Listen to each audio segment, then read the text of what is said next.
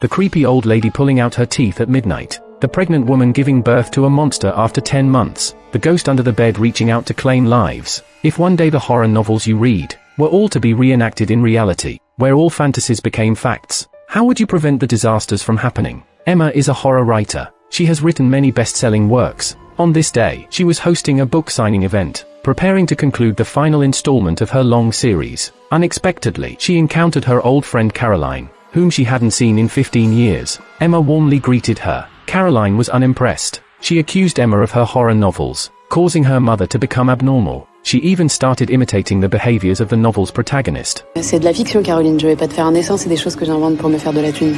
Tu les inventes pas, tu les rêves. Caroline asked Emma to return to their hometown to solve the issue. To prove the seriousness of the situation, Caroline threw a cloth bundle onto the table. It's said to be a cloth bundle, but it was clearly a piece of human skin. It was filled with her mother's teeth. A few days ago, Caroline was awakened in the middle of the night, only to see her mother standing in front of the sink, pulling out her teeth. She was terrified at that moment. Only later did she find out that it was a classic scene from Emma's novel. Immediately after, Caroline lifted her clothes to reveal bruises. She said that her mother caused all of these. She would often stand outside my door, peering in for hours. Whenever Caroline closed her eyes, her mother would approach with a sharp weapon. She believed she was a character from the book. Always hurt Caroline. At this moment, security rushed in and took her away. But Emma knew that Caroline was right. The contents of the book were indeed her recurring dreams, and only writing could stop these nightmares. After the commotion during the day, Emma was plagued by nightmares again at night.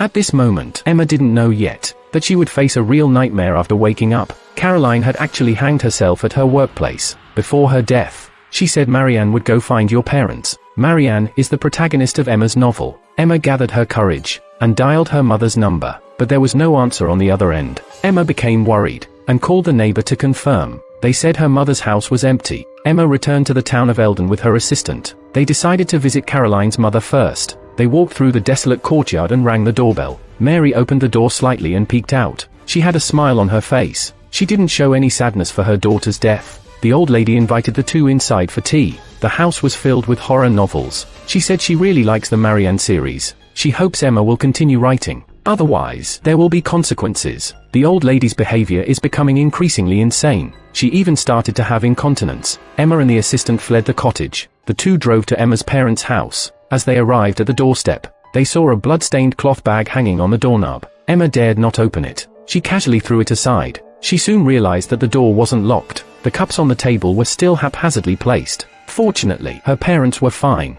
They were just caught in an embarrassing situation by Emma. Ellie warmly insisted on having dinner together with the two, and they stayed overnight there. In the middle of the night, the assistant Lisa got up to use the restroom. Unexpectedly, the bathroom door suddenly started banging, and someone was trying to pick the lock. Lisa hurriedly shouted that someone was inside. She quickly put on her pajamas and went out. To her surprise, Ellie was standing naked downstairs. Right after that, Dick rushed over aggressively. He even slapped Lisa. He said, "It wasn't us. Do you understand?" Then he walked downstairs, holding his wife's hand, and left. They triggered the alarm system at the entrance. Emma heard the sound and rushed to investigate. The two naked elderly people were holding hands. They walked together towards the woods and disappeared. Emma shouted and ran towards them to find help.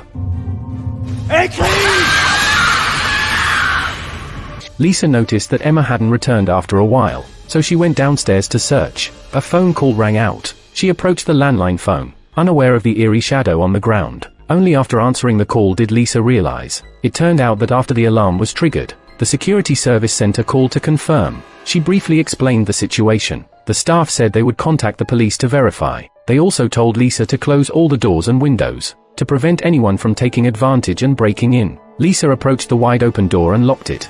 Maintenant, retournez-vous. Pourquoi? Pour vérifier le salon, on sait jamais. She turned her head to look around, and said, "There really is no one in the living room." However, the staff responded with a creepy question. "Are you sure there's no one?" Je suis juste là. Juste là. Lisa's courage was almost shattered. Emma finally returned to the villa. She had bloodstains from a head injury. In the early morning, a detective named Ronan visited. He was a devoted fan of Emma. He was a bit excited to meet his idol. Emma asked the detective to search Caroline's house. She suspected Mary drugged her parents, led them to run naked and disappear in the middle of the night. The detective said there was no evidence. He couldn't easily obtain a search warrant. Just then, he saw a cloth bag hanging on the door. Emma was puzzled by this. The detective put the cloth bag into an evidence bag. Then he brought out a stack of books and asked Emma for her autograph. Emma took the opportunity to tempt him. If you search Caroline's house, I'll not only give you my autograph, but also write a personal note. No fan could resist such temptation. However, Emma didn't trust the police. She and Lisa staked out at Caroline's house. They waited for Mary to leave. With Lisa's help, Emma climbed into the backyard. She successfully entered the house through the back door. She opened the front door and let Lisa in. They found a locked room. Strange sounds were coming from inside. They could smell a foul odor through the crack in the door. The two of them took a few steps back, preparing to break down the door. Vous voulez la clé? Vous voulez voir ce qu'il y a dedans? After Mary finished speaking, she went to get a kitchen knife and started sawing her own arm. Blood kept flowing from her fingertips onto the floor.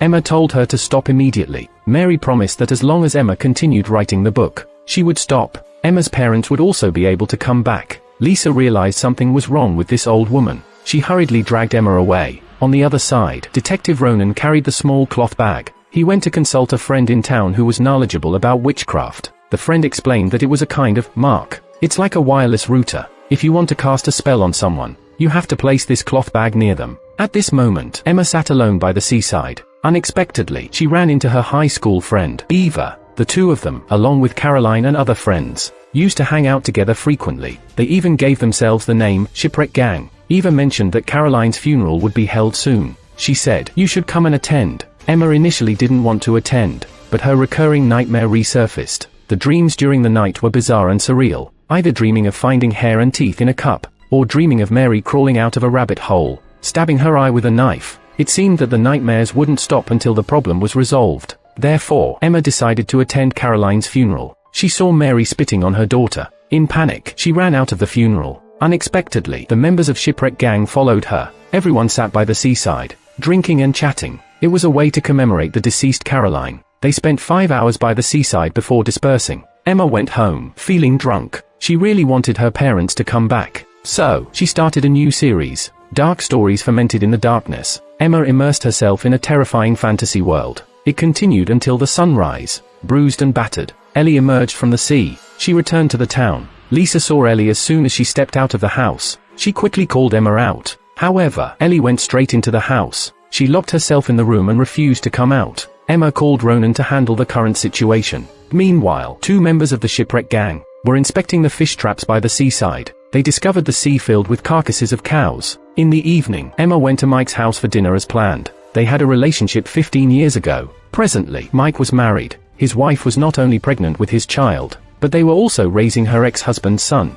Emma was troubled by her mother's situation, so she caught up with Mike when he went to the garage to get wine. She wanted to revive their past relationship with the help of alcohol. Mike was very disappointed upon hearing this. He now only considered Emma as a friend. The other party knew that he was already married, yet she still made such a request. Just then, Mike's wife suddenly ran over. She said their son was missing. At the same time, 5 children were wandering on the streets. They quickly got into the car to search for them. Mike couldn't help but wonder what was happening today. First, they witnessed cows committing suicide, and now their youngest son went missing. At that moment, Emma suddenly realized, the cows committing suicide, the 5 missing children, were all from the new series she wrote last night. If it really came true as a fantasy, then the children should be like those in the book. And sure enough, near the lighthouse, the 3 of them hurriedly rushed to the destination. They indeed saw the 5 children. They quickly rescued the children and sent them back to their respective homes. After numerous incidents, Lisa didn't want to stay in the town anymore. After dropping off Emma at home, she drove away. In order to free herself from Marianne's control, Emma planned to deal with her using methods from the novel. Since the horrifying plots from the story became a reality, then the solution could also become a reality. Emma went to the church to get holy water and a crucifix. Then she rang Mary's doorbell. She grabbed the crucifix and smashed it. Emma tied her up in the living room. Then she poured holy water on Mary's head. The woman screamed in pain from the burning sensation. Emma pressed the crucifix against Mary's forehead. Unexpectedly, the old woman bit Emma. Emma smashed Mary's head. The latter lifted her blooded face. Maintenant c'est mon tour. Je vais noyer ta bouche de traînée dans une mer de tourments. Just as she finished speaking, Emma received a call from Ronan. She learned that the police had found her father. Emma went to the hospital to confirm, and asked the detective how they found him. It turned out that Ronan found a hexyl salicylate on Ellie. Ellie had a reputable laboratory under her name. Ronan immediately went there to investigate. As expected, they found Dick there. There were also many props with curse symbols hanging in the laboratory. After visiting her father, Emma prepared to go home. Unexpectedly, there was blood all over the steps at the door. The inside of the house was also in a mess. Her mother was leaning by the cabinet, no longer breathing. The blood on the floor had already coagulated. Emma knelt beside the body, crying in pain. Just then, laughter from a woman came from the second floor. Emma walked towards the second floor. As a result, she saw Mary holding a weapon. Emma shouted and rushed forward, grabbing her neck. Marianne, inside the woman's body, spoke. "Go ahead. Strangle this old lady," she said. "I will possess someone else. This story will never end." Just then, Assistant Lisa appeared. She still couldn't leave Emma alone and unattended. Little did Lisa know. As soon as she went upstairs, she saw a crime scene. She quickly pushed Emma aside. She performed first aid to Mary, who is suffocating. Little did she know the old woman suddenly transformed into a witch's face. Lisa was scared and fell down the stairs, severely injured and unconscious. As for Marianne, she finally left Mary's body. She transformed into a cloud of smoke and escaped from the woman's mouth. Now Lisa and her father are unconscious and unresponsive. Emma's mother suffered another cruel fate. Emma's mental state was on the verge of collapse. Luckily, Emma had friends from the shipwreck gang by her side. Emma didn't want everyone to worry too much. She used the excuse of going upstairs to take a shower. She hid in the bathroom and drank alone. Afterwards, she stood up, washed her face, and rinsed off the alcohol. Unexpectedly, a word "write a book" appeared on the mirror. It turned out Marianne was still lurking around Emma. Just then, Ronan came to find Emma. He said Mary had been charged with premeditated murder, but she requested to see you. Emma had no choice but to go to the police station and meet with her. At this point, Mary had already lost her sight in both eyes. The doctor said her optic nerve seemed to have been severed. Mary claimed that Marianne took away her own eyes. She apologized for the recent events, but at the same time, she warned Emma, "Marianne has existed long before your birth, and there is some kind of connection between you. If she wants you to write a book, and you should write it. Otherwise, Marianne will turn everything into a nightmare." Ronan decided to join forces with Emma to investigate the truth. He told Emma to resist and not write the novel for now. Then he went alone to Mary's residence. Ronan had someone open the locked door. Inside, a foul smell filled the air. A long-dead bearded man sat by the window. His skin was cut into pieces. The peeled-off skin had all been turned into cursed cloth bags. Ronan walked to the side and looked through the books on the table. Just as his two henchmen were about to approach the window, they noticed the bearded man's eyes twitch. Then he let out a hoarse, low growl from his throat. It turned out this guy was not dead yet. Ronan immediately grabbed a pair of small scissors. He cut the cloth bag hanging from the ceiling. The bearded man lost his vitality with his actions. Ronan inquired and found out that the church stored records of witch trials from various places, so he rushed to visit the priest overnight. However, the priest not only refused to hand over the records, but also accused Ronan of trespassing and stealing from the church. Since talking didn't work, Ronan had no choice but to snatch the record book and escape. He went on to seek advice from his friend who was knowledgeable in witchcraft. The person handed Ronan a book titled The Hammer of the New York Castle Witch, and told him to study it himself if he was curious. Ronan parked the car at the dock. Then he began to look through the trial records. According to the priest's records, Marianne was born in the year 1587. She had a naturally unlucky disposition. On her 7th birthday, their house was burned to ashes. Marianne's parents perished in the fire. She was raised by the nuns of the Temple Monastery. However, in the following 2 years, an epidemic swept through the monastery. Except for Marianne, all the nuns died from the illness. When she reached the age of 16, she married Paul, the local bell ringer. They soon had a healthy child, until the child was 3 months old. The wooden cradle caught fire from being too close to the stove. The young baby was burned to death. Grief-stricken, Paul wanted another child. Marianne then gave birth to a pair of twins. Yet, on a fateful night, the two children mysteriously disappeared in the woods. Driven mad, Marianne killed her husband, and in the presence of the devil, she became the wife of the demon Brisith. Later, she was executed by the church. Before her death, she shouted, "I will seek revenge on your descendants, and make their lives worse than death." After Marianne's death, the residents marked her body with a holy cross, buried her 1.5 meters underground, and then lit a fire to destroy her pact with the devil. Ronan closed the book and lit a cigarette to refresh himself. On the other side, Emma received a phone call and hurriedly rushed to the hospital. Mike's wife was in the delivery room giving birth. The members of the shipwreck gang were cheering and supporting her. It was Emma's first time witnessing such a scene. She awkwardly joined her friends. Suddenly, the lights in the delivery room began to flicker continuously. Then a hand emerged from the pregnant woman's body. The doctor was so frightened that he collapsed to the ground. that horrifying thing, was still struggling to come out. It quickly crawled out halfway, its hideous face emitting a scream.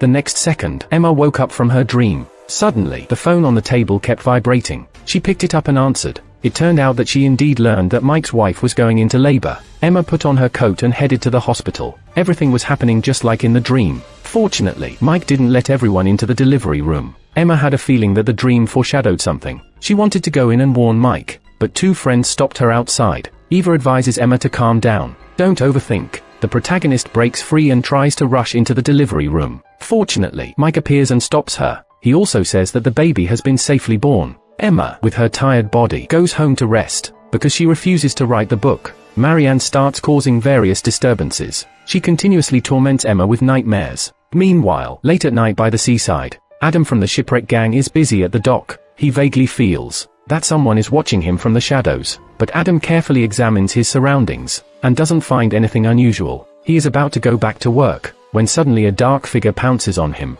At the same time, Eva is abruptly awakened by a girl's scream. Moreover, the more she listens, the more it sounds like her deceased sister. Eva props up the floor and checks under the bed. To her surprise, she actually sees a girl crouching underneath. Je suis plus sous ton lit, je suis dans ta tête. The scene then shifts to the hospital. The on-duty nurse is playing a Sudoku game. The monitor screen occasionally malfunctions. Annoyed, she taps on the device and continues to immerse herself in the game. She doesn't notice a woman entering the nursery at all. Shortly after, the nurse is disturbed by a baby's crying. She and Mike go together to check on the newborn's condition. To their surprise, when they lift the small blanket and look inside, they find only a cursed symbol placed there. The woman reaches her hand into a deep pit in the wilderness. She continues to grope downward. Eventually, she grasps a chilling human hand. Startled and alarmed, the woman quickly pulls the other person out. To her surprise, a black-clad woman emerges from the narrow opening. Pardon. J'ai mis longtemps. At this moment, the woman with short hair is unaware that the thing she pulled out of the hole is an evil spirit that has been dormant for an entire century. The woman with short hair is named Emma. Several years ago, young Emma moved to the town of Eldon. While playing in the yard, she became entangled with the evil spirit. Ever since then, she has been plagued by nightly nightmares. She always dreams repeatedly of the witch Marianne. Emma continued to experience bedwetting due to these nightmares until she turned 15. Emma's friends, the shipwreck gang, knew about her struggles, so they gathered together to come up with ideas to help her. Caroline suggested that since they knew the spirit's name was Marianne, they should perform a summoning ritual. Their goal was to find a way to make her leave Emma. In the middle of the night, the shipwreck gang sneaks into the town school. They form a circle and begin summoning the spirit. Unexpectedly, the game actually summons Marianne. She possesses Emma's body and warns everyone. She threatens to hang Caroline, kidnap Martha's brother Adam, and take away all of Mike's children. After Emma finishes speaking, she loses consciousness. When she regains consciousness, Eva becomes very angry, because she thinks Emma is playing tricks and being deceitful. This causes a significant rift between the two friends. The next day, Emma goes to pick up Eva's sister, Lucy, hoping to reconcile with her friends in the name of the little girl. Lucy insists on playing hide-and-seek. She hides in the freezer with her doll. Accidentally, she locks herself inside. Emma was about to go find someone, but she sees Lucy running back to the classroom from the hallway. When she catches up, the girl has disappeared. Lucy waits for Emma but doesn't see her. She tries to leave the freezer, but can't open the door. Her body temperature drops, and she can't help but cry. Meanwhile, Emma cautiously approaches the wardrobe to check. There is no one inside. Suddenly, the blackboard next to the teacher's desk turns around. It depicts Lucy hiding in the freezer. At this moment, Marion has already captured the girl. When Emma rushes to check the freezer, Lucy has already been killed. Emma is afraid of getting into trouble, so she runs alone to the seaside. She throws Lucy's toy into the sea, pretending she never came to school today. Emma curls up in bed, trembling. In the blink of an eye, she sees the toy back again. Immediately after, Lucy climbs onto her bed. Guilt-ridden, Emma can't escape the nightmares. She confesses to the priest. The priest says that Marianne is a notorious witch. She is likely to continue harming your friends. To prevent this situation from happening, the priest suggests Emma to leave Eldon, in order to be exiled by her parents. Emma causes trouble and wreaks havoc. She even goes so far as to publish articles in the school magazine, maliciously defaming and hurting her mother. Finally, she storms into the church and causes chaos. She even knocks the head off the crucifix. Emma hurts everyone who loves her. She is finally sent to a distant boarding school to grow up alone. Everyone knows what happened next in the story. Emma turns her nightmares into a novel. She becomes the hottest writer. Now, because Marianne has returned to the town, and this witch fulfills the curse from years ago, she not only hangs Caroline, but also harms Adam and Eva. She even kidnaps Mike's child. Detective Ronan and Emma decide to do their preparation first, carefully studying Marianne's behavior patterns. They start with Emma's first novel, specifically the first chapter, Tom Splashes Water. It tells the story of the mother pushing Tom into the bathtub. 1 month after the book's release in France, a mother abandoned her car on an isolated island. Inside the car was her son named Tom. 1 year later, Emma released Biting Marianne. The story depicts Marianne possessing a polar bear, unleashing havoc on the Harrow Bay off-road team. In response, there was an unexpected incident on the Russian island of Novaya Zemlya. A crazed polar bear attacked and devoured a local basketball team. The third book is titled The Roar of the Earth. By this time, Emma has become famous. Her novel has been translated into Korean. Tristan has just reached the age of decision-making. After waiting for everyone to fall asleep, he quietly climbs onto his parents' bed and inserts his small knife into their throats. Within the same year, a boy in Seoul stabbed his sleeping parents. The most recent incident was in the chapter that Emma updated 3 days ago on the official website. Liam drowned 5 young calves in water and sacrificed 5 children near the lighthouse. The following evening after the novel was updated, including Mike's adopted son, 5 children left their homes. They gathered near the lighthouse, but were unsuccessful in their suicide attempt. Various signs indicate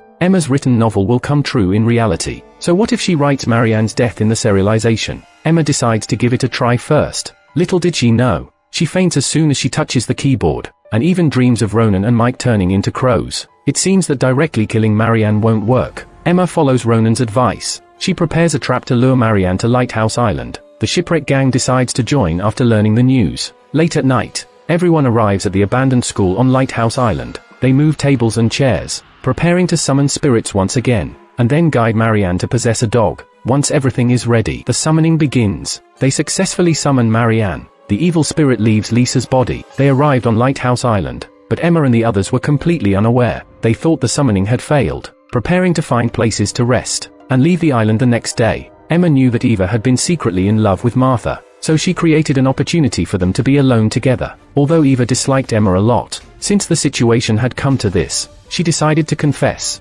Unfortunately, Martha didn't feel the same way. Awkwardly, Eva went to feed the puppy water. Only then did she realize that the dog tied in place was missing. She went back to inform Martha. Meanwhile, Ronan was guarding the sleeping Emma. Suddenly, the figure of a little girl flashed by. Ronan took out a flashlight and looked around. Unexpectedly, a woman's voice came from behind. Ronan held up a mirror to observe behind him, and he saw someone pushing open the door. The next second, Marianne rushed behind him. Immediately after, Eva and the others rushed in, saying that someone had released the dog. Ronan was certain that Marianne was here. She must have possessed someone. As soon as he finished speaking, Ronan suddenly pulled out a gun. His expression turned crazy. His pupils faintly emitted a weak glow. Before the others could react, Ronan took his own life. It turned out he was the one possessed. Marianne has done so many bad things. It's hard not to question. Many years ago, when she was executed as a witch, wasn't she buried and burned underground? Why is she still lingering as a vengeful spirit? Actually, there was a slight deviation. Marianne was indeed buried underground.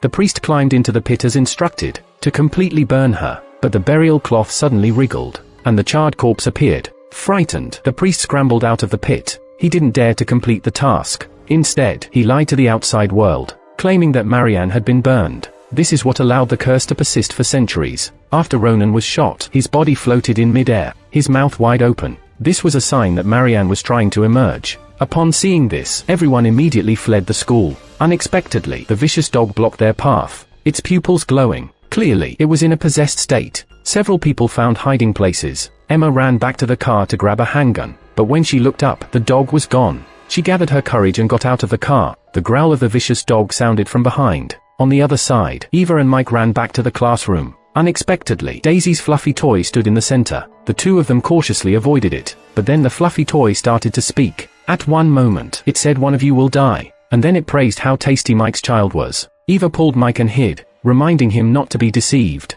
To block out the incessant crying of a baby, Eva and Mike put on headphones and played music. Suddenly, someone ripped off their headphones. Eva instinctively thought it was her sister Lucy. Sure enough, the next second, she was crouching in front of them, begging her sister to let her in. Eva stared fixedly to the side, afraid to look into her sister's eyes. Seeing that the two of them weren't affected, she immediately changed her conversation. She said that as long as Emma updated the serial before Tuesday, Marianne would release Mike's child. Eva wasn't deceived by Lucy, but then the girl suddenly said, "The day I hid in the fridge, Emma was present too. She abandoned me and ran away. If you don't believe me, you can ask Emma." Upon hearing this, Eva became somewhat agitated. Mike quickly drove Lucy away when he noticed something. Just then, a gunshot was heard from outside the door. Immediately after, Emma rushed in with a handgun. After confirming that the two of them were not possessed by Marianne, she put down the gun. The three of them suddenly realized that Martha was missing. Let's turn back the time a few minutes earlier. When the group was being blocked by a dog, Martha ran alone to the seaside. The lighthouse flashed its light, and Martha saw her brother, Adam. However, the man's eyes turned black, indicating that he was not a normal person. Adam told Martha that as long as Emma continued writing the book, Marianne would spare us. If she refused to update by Tuesday, Eva would be the next one to suffer. Martha was convinced by the brother in front of him, and immediately rushed back to the classroom to join Emma. The four of them were discussing how to deal with the current situation. A red light suddenly lit up on the side. It was equipped with an automatic temperature regulator, and the light indicated that Marianne had arrived. Sure enough, the next second, Ronan's corpse stood up. He wrote a question on the blackboard. "Among you, one person belongs to me. Who could it be?" At this moment, Marianne rushed towards Eva, and forcefully pushed her against the wall. Emma quickly went over to help Eva up. Mike expressed that they couldn't resist Marianne, and Emma had to continue writing the book before Tuesday, ignoring her own injuries. Eva asked, wanting to know if Emma was at school when Lucy had an accident. Faced with her friend's doubts, Emma had no choice but to confess the truth. She admitted that she was indeed present at the scene when Lucy died, but Marianne was responsible for her death. Eva understood this, but she was still disappointed that Emma had lied to her. The alliance of the Shipwreck Gang completely collapsed. Martha picked up a gun and aimed it at Emma, demanding that she promise to continue serializing the novel. Yet Emma refused to compromise. Tire-moi dessus si tu veux. Je vais trouver un nouveau moyen de me nuire. Martha certainly couldn't shoot Emma. He shouted to Marianne from a distance, requesting her to spare Eva. "If you insist on taking someone, take me instead." Alors je prends. In just one night, Marianne killed both the detective and Martha. Emma once again yielded and continued serializing the novel. Fortunately, Marianne fulfilled her promise, and returned Mike's son. To express gratitude to Emma, Mike visited her through the window at midnight, and the two of them immersed themselves in past feelings. They decided to forget everything and spend the night together. The next morning, Mike left through the window. Meanwhile, the priest arrived early, and struck Emma's nose with a crucifix, causing her to bleed. They chased each other upstairs, and Emma grabbed a gun for self-defense. She questioned the priest about why he attacked her as soon as he entered, and he revealed Marianne's ultimate goal. It was to use Emma to spread her own story and possess her body. Because Emma followed the instructions, and updated the novel on Tuesday, she was now under Marianne's control, seemingly to validate the priest's statement. The next moment Emma uncontrollably raised the gun, and wounded the priest's arm. She was indeed possessed by Marianne. The priest stated that all the residents of the town of Eldon are descendants of the people who punished Marianne in the past, so the witch wouldn't spare them.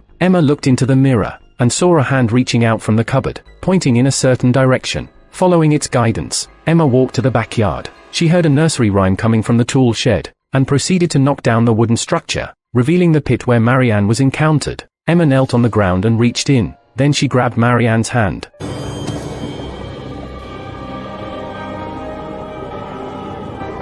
and pulled her out of the ground. Emma removed the cloth from her face, and embraced the witch. Marianne led Emma's spirit to the other side. Then she controlled Emma's body to confront the priest. Emma plunged the dagger into the priest's body, and her soul fell into darkness. At this critical moment, Eva appeared. She cautiously entered Emma's house, searching for her presence. Eva noticed a gun on the table, and picked it up for self-defense. The next moment, Emma's voice came from nearby, guiding Eva forward. She noticed a pair of shoes under the curtain, so she pulled the fabric aside. Emma laughed, her hands stained with the priest's blood. Eva realized that her friend had been possessed by Marianne, and couldn't help but step back repeatedly. Marianne directly confronted her at gunpoint, trying to persuade Eva to kill Emma's body. Just by pulling the trigger, she could avenge her sister, but Eva couldn't bring herself to do it. She put her cross necklace around Emma's neck, successfully helping her break free from Marianne's control. Emma told Eva to leave the place immediately. Eva quickly ran away. Meanwhile, the priest slowly opened his eyes.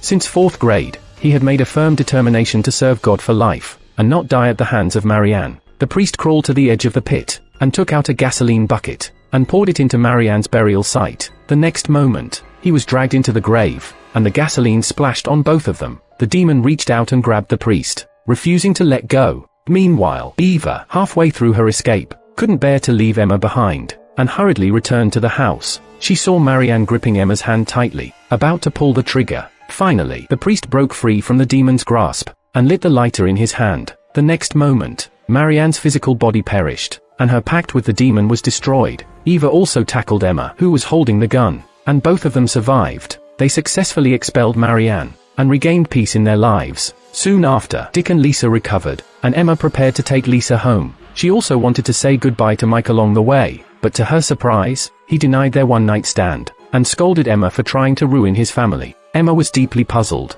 wondering if it wasn't Mike who climbed over the wall that night. Then who could it have been? On her way back, she suddenly started vomiting incessantly. Lisa reminded Emma, "Are you pregnant? Whose child is it?" She wondered, could it be that the nightmare involving Marianne isn't over yet? The story of the first season comes to an end. Today's video concludes here, and we'll see you in the next episode.